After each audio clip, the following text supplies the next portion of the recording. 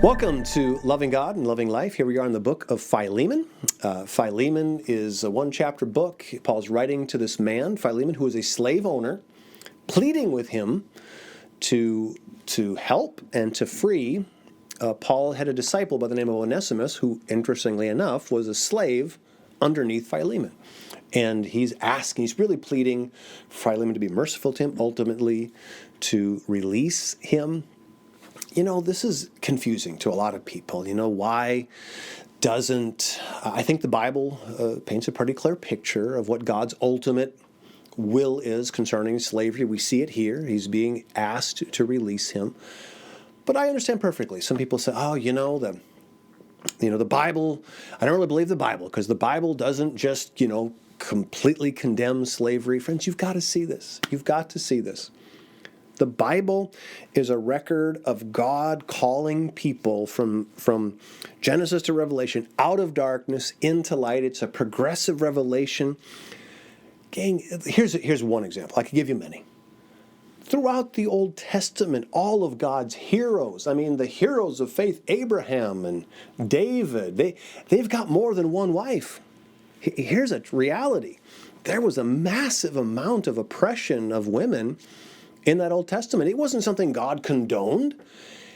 God is dealing with fallen human nature human nature always finds a way to get on top and put people underneath you. It's always, if it's not slavery, it's one way or another. It always is that way. Now, as much as we may want for God just to draw this black and white line in the Bible and say, okay, you're out, you're in, all who sin are out, and only righteous people in, sounds great. Here's the problem. We're all those sinners. Once he throws out all the people on that side, that's all of us. So yes, we see a progressive revelation in the Bible of God, and we're getting towards the end here, and God's pleading for their release. God is pleading with humanity to see, just like women, yes, he's pleading with us to see his righteousness and to deal with all of humanity righteously.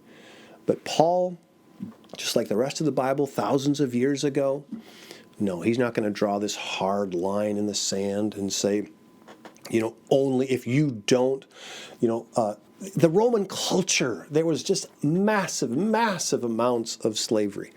If Paul had just said, anybody, who has a slave, you're going to hell. The whole world that he's trying to reach is caught in this trap. He's trying to lift them out. He's not going to try to dynamite. He's not going to throw a piece of dynamite in their hole. He's trying to lift them out.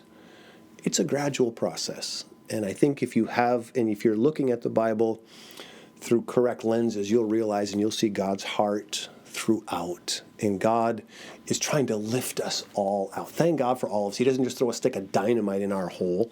He lifts us up. And this is an amazing book. And thank God for his grace in our life. God of heaven, thank you for your grace. All of us, God, lift us up. Lift us into higher truth. God, lift us to be people who love and give and serve and are truly treat everybody the same. We have no racism. We don't look down on men or women or other people in any way, shape, or form. That may we represent you perfectly. In Jesus' name, God, send us one person today to share your love with. Let's not forget it, friends. Loving God's the only way to end up with a life that you love.